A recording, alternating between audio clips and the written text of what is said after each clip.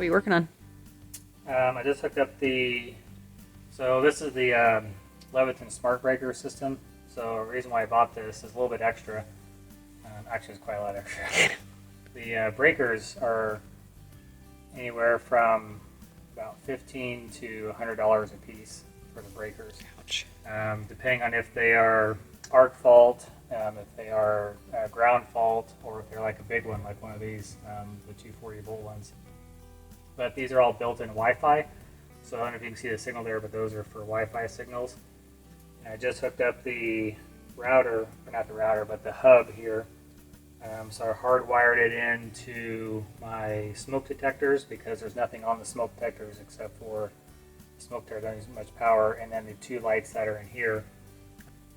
So I pigtailed into it. You're not supposed to put two wires into the same breaker because if you have two wires going in and you tighten the nut down and it presses down on one more than the other one could sit there and arc back and forth. So you always want to have just one wire going into your breaker. So out here I pigtailed them together. So there's only one wire going in the breaker and it splits right there.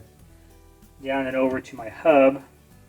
And then I heard from reviews that it kind of cuts in and out with Wi-Fi. So I actually made a network line and hardwired it in, and I'll strap these up later because I ended up having to hardwire in my gateway for the solar system. So doing the same thing, I kept cutting in and out. So I hardwired that, now it works fine.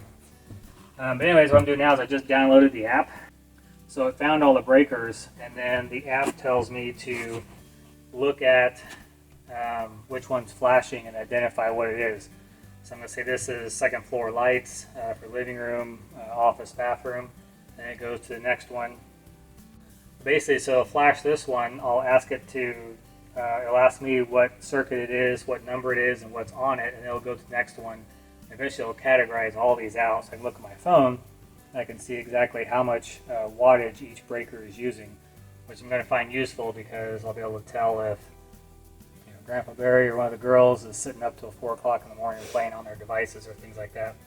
And if they are, I can go click them off from my phone. That'll be good considering we have a teenager. Yeah, we're going to have a teenager. Well, we do have a teenager. We do have a now. Teenager, yeah. So if they're up too late or things like that, I can just click them off. But also, if we're on vacation or things like that, I can tell if the pump is pumping like crazy. I can set up limits for warnings, things like that. I can tell if there's something weird going on. I can also turn things off if we're out of town and stuff too.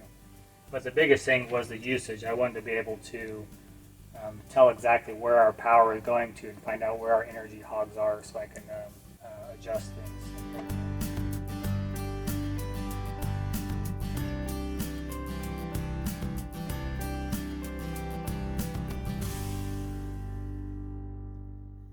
So it's the week after the big freeze.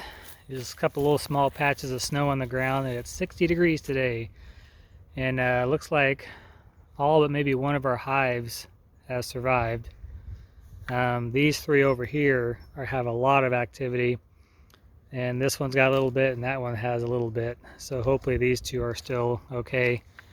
Natalie's suited up and she's just going to take the cardboard off before the cardboard gets rained on and starts falling apart, and the cardboard can start growing mold as well, which will definitely take out your bees pretty quick. So we're getting that taken care of. And then those panels on the front, I'm staying back. I don't have a bee suit on, and I'm also allergic. And I won't have to go to the hospital right now. So this little panel in the front here, we put those on to reduce the entry and egress into the hive during the winter time. So that's just checking things out there. And then what we're going to feed them real quick is some pollen patties. So we gave them some throughout the winter too. I fed them a couple times. So this is just basically pollen and honey all mixed together. It creates kind of a sticky, gooey substance that they like to eat. And they will eat that like crazy. So right now, being that we're towards the end of February, it's February 23rd right now, there are no flowers or anything blooming. So right now they're still consuming whatever honey they have in the hives, but we don't know how much honey is actually in there. We left them quite a bit at the end of the season. We only harvested, I think, maybe 5 frames out of all 5 of those, maybe 8 frames out of all 5 of those hives there. So, what was that? I slipped. That thing was a lot heavier than I thought it was going to be. Well, the hands are, I got so much wax on them. Yep. Ah, something bit me. No, I dropped it and I figured I'd piss the bees off.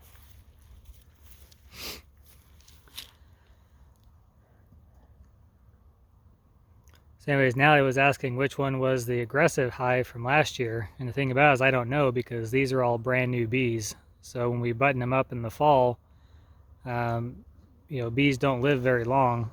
So this is a whole new crop of bees, and they typically have the temperament of the queen. And sometimes the queen doesn't make it through the winter. They can requeen during the winter time. If you get a warm day, she'll go out and do her mating flight. It's not overly common. Usually if you lose your queen in the winter time, your whole hive's going to die out.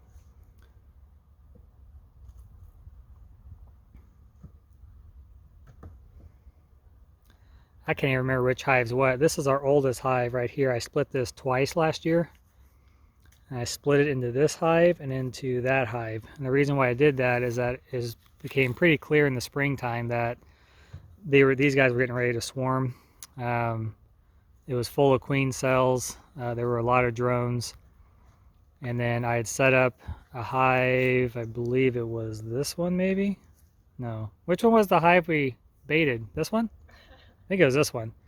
So I did catch a swarm in that one, and it's very possible the swarm actually came from this one. Not really sure, there's no way to tell. If I had marked my queen, I would know, because then I would see the same mark on the new queen. But anyways, so this was a split.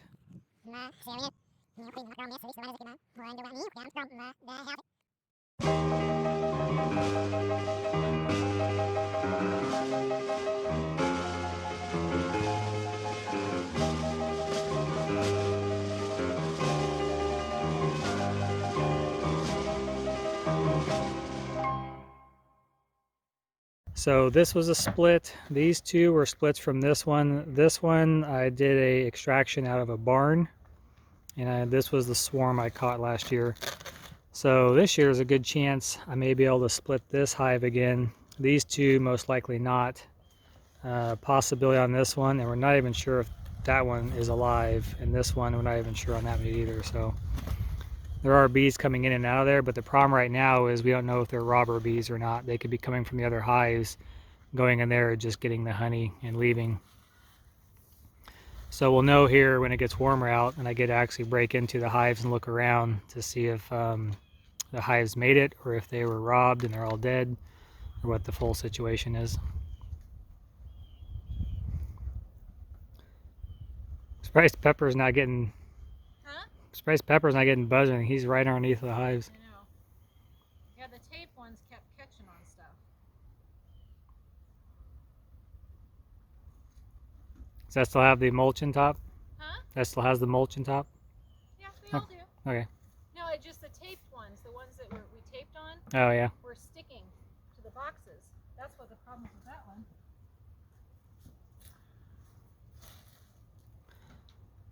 So I used to strap these down. I'd have ratchet straps over all of them, and I still have the hooks on the ones I originally built. These are the two original frames that I built. Now if you can see on the side there, but I used to have these hooks right there. You can see on the edge of that one too. So on those hooks I would ratchet strap over the top of them, but really it's a lot easier if you just put a block on top. Those frames end up being, boy, 100 pounds or more easily with once they get all the honey in them. You get 2 or 3 boxes on there, they become really, really heavy. And then you put a block on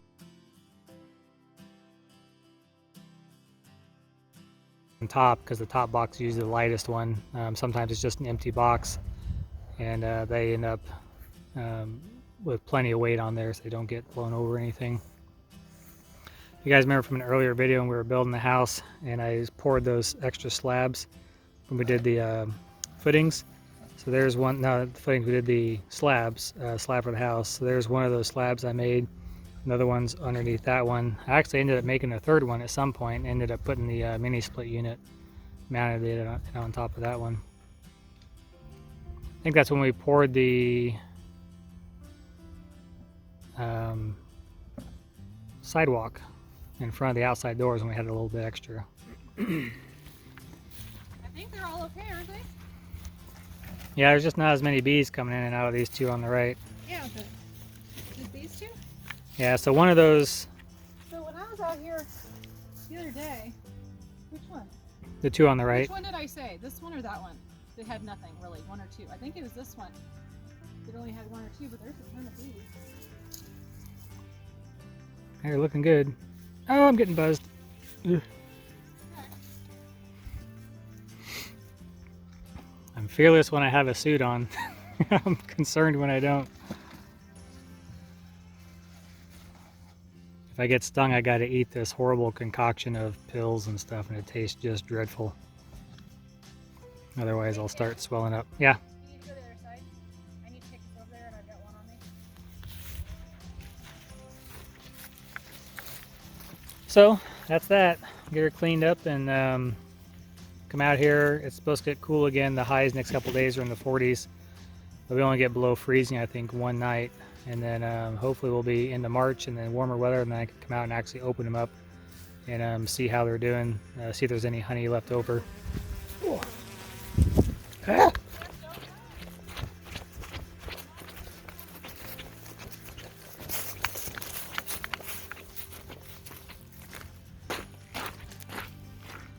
Yeah, don't run. The bee's binging off my chest. Say, don't run. He's gone. I think he's pissed at me now. Yeah, you don't run. You're allergic to bees and they're bouncing off your body. No, bouncing on me. Yeah, I see him. I'm just saying, you are not supposed to run. You're supposed to walk away slowly. I walked away slowly fast. Don't scream like a girl.